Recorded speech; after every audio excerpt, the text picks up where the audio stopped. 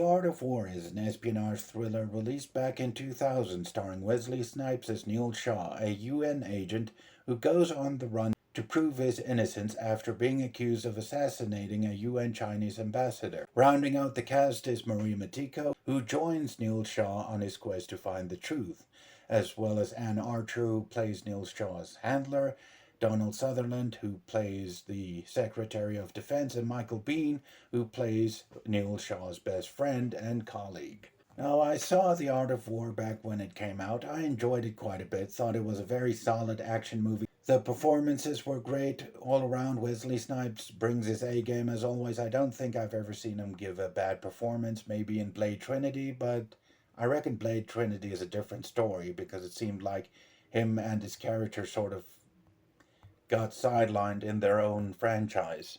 And the rest of the cast I mentioned, all of which are great. I don't think I've also never seen a bad performance given by any of them, especially from Donald Sutherland. Can't name a movie he was ever terrible in, especially if the movie wasn't really up to standard. He was still one of the greatest actors ever to grace the screen. And you also have Marie Matiko, who plays our leading lady, and oddly enough, I don't know if this counts as a spoiler, but it probably would come as a relief to many action fans. She and Wesley Snipes' character never get romantic in this film, which is kind of odd to call a relief because you have many of these old action movies where you have a leading man and a leading lady. They have no chemistry whatsoever. The characters themselves also have no chemistry whatsoever. And somewhere down the line they have a love scene. Don't know why. Because they hate each other all throughout the film.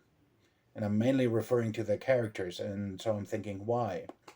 Maybe the studio thought it was a good idea, because people like that sort of thing. And naturally, you also have Michael Biehn in the movie. I've actually seen a couple of his films recently, namely The Ride and Rampage, which was a brutal movie, along with this one, and there's another one. Can you believe I forgot? Oh, and I saw one of his directorial efforts called The Victim. Also a very solid movie. I think I'll do a review for that one as well. But back to The Art of War. Now, action-wise, this film has a couple of good set pieces, save for one that was kind of weird, made me think that they were trying to cash in on the Matrix success. But otherwise, great action sequences. The one in question is more towards the third act, where it seems like they were trying to cash in on the Matrix with the bullet dodging thing. Not so much the bullet time, more bullet dodging, and I'm thinking, yeah, this particular scene doesn't go well with the other sequences, but it doesn't take me out of the film. It's still pretty solid. On this rewatch, it didn't really bother me that much anymore, so I basically took it at face value and like, yeah.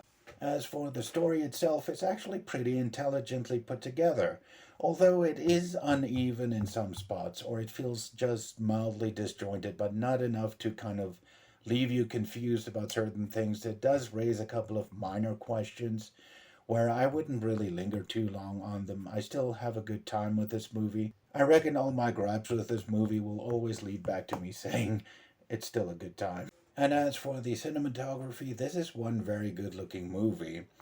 And this is also something that struck me while watching it for the first time in quite some years, is that this film actually looks a lot better than most big budget productions today. And that kind of had me floored.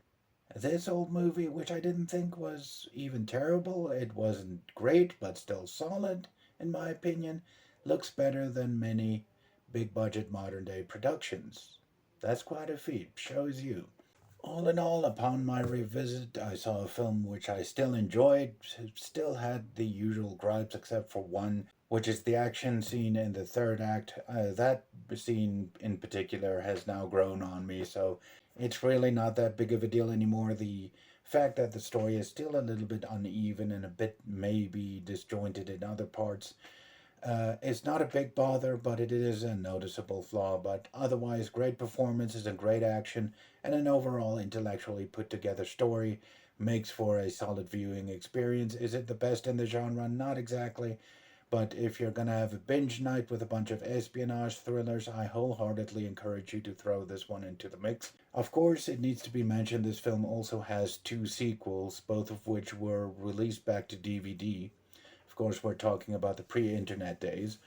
I have seen the second one and it was fine. I didn't like it as much as this one, but it's not that I would pass on it, but I wouldn't exactly go out of my way to tell people to go see it. If you like this one, give the second one a go if you feel lucky. But there is a third movie. I haven't seen that one. I was never able to find it.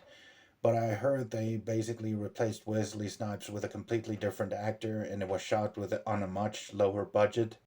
And I heard from people who have watched it and they say that they didn't like it at all. I shouldn't even bother to try and seek it out. So, have you all seen The Art of War? What did you think about it? Did you like it? Did you not like it? Did you agree with my opinion?